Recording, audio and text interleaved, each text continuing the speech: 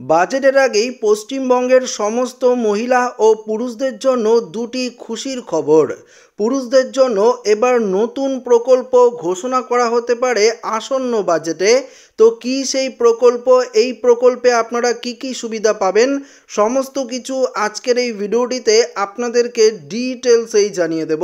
তো অবশ্যই ভিডিওটিতে আপনারা প্রত্যেকেই প্রথম থেকেই শেষ পর্যন্ত মনোযোগ সহকারে দেখবেন। বন্ধুরা, রাত পোহালেই পশ্চিমবঙ্গে বাজেট পেশ করতে চলেছে রাজ্যের মুখ্যমন্ত্রী মমতা বন্দ্যোপাধ্যায়।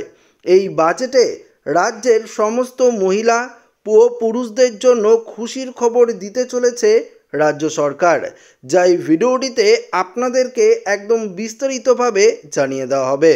তো বন্ধুরা, কি কি খুশির খবর ঘোষণা করা হতে পারে, আসুন আপনাদেরকে সরাসরি একদম পরিষ্কারভাবে জানিয়ে দেই।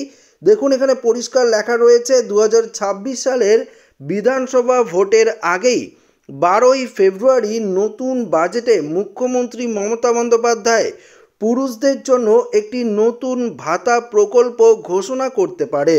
সরাসরি সূত্রের খবর, অর্থাৎ সরকারি সূত্রের খবর অনুযায়ী রাজ্য সরকারের পরিকল্পনা রয়েছে এমন একটি প্রকল্প চালু করা হবে যার মাধ্যমে বাড়ির পুরুষরা প্রতি মাসে ভাতা পাবেন। হ্যাঁ বন্ধুরা, এবার লক্ষ্মীর ভাণ্ডারের মতো পুরুষদের জন্য নতুন প্রকল্প ঘোষণা করা হতে পারে। দেখুন এখানে কি বলেছে, এই প্রকল্পের মূল উদ্দেশ্য হলো যুব সমাজের বেকারত্ব দূর করা এবং কর্মসংস্থানের আরও উৎসাহিত করে তোলা। বুঝতেই পারছেন। দেখুন এখানে আরও কি বলেছে, সূত্রের খবর অনুযায়ী লক্ষ্মীর ভাণ্ডার প্রকল্পের মতোই ভাতার পরিমাণ হতে পারে প্রতি মাসে 1000 টাকা থেকে 1500 টাকার মধ্যে। এই ভাতা সরাসরি পুরুষদের ব্যাংক অ্যাকাউন্টে জমা পড়বে।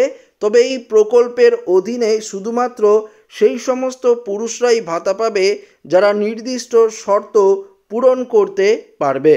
তবে এবার দেখার বিষয়, কি এই প্রকল্প মুখ্যমন্ত্রী মমতা বন্দ্যোপাধ্যায় আসন্ন বাজেটে এই প্রকল্পকে নিয়ে কি ঘোষণা করে, অর্থাৎ সমস্ত পুরুষদের জন্য নতুন প্রকল্প আনা হয় কি হয় না, সেটাই এখন দেখার বিষয়। পাশাপাশি দেখুন কি বলেছে, বর্তমানে লক্ষ্মীর ভাণ্ডারের আওতায় সাধারণ মহিলারা 1000 টাকা এবং তপশিলি জাতিভুক্ত মহিলারা 1200 টাকা করে পান।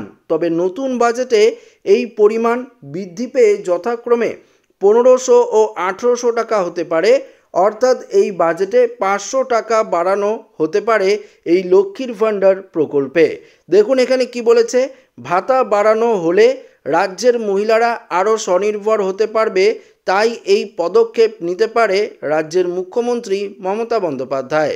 এছাড়াও রাজ্যের অর্থনীতিকে চাঙ্গা করতে বিভিন্ন ধরনের জিনিসের দাম কমতে পারে এবং বিভিন্ন জিনিসের দাম বাড়াতে পারে রাজ্য সরকার।